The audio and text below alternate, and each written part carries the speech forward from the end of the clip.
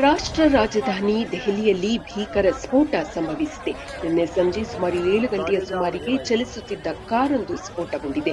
ಇದರಿಂದ ಸುತ್ತಮುತ್ತ ಚಲಿಸುತ್ತಿದ್ದ ವಾಹನಗಳಲ್ಲಿದ್ದ 8ಕ್ಕೂ ಹೆಚ್ಚು ಮಂದಿ ದಾರುಣವಾಗಿ ಸ್ಥಳದಲ್ಲಿಯೇ ಸಾವನ್ನಪ್ಪಿದ್ದಾರೆ.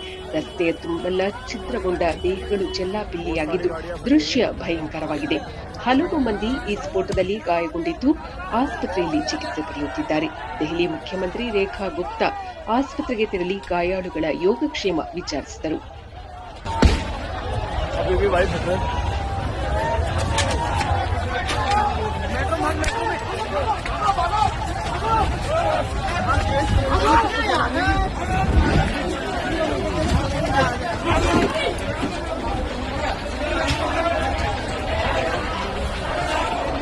मेट्रो के भी कांच वाच टूट गए।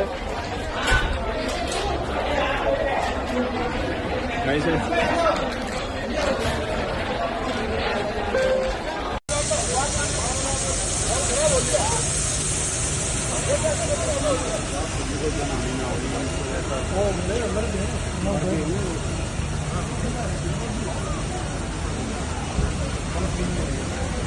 आगे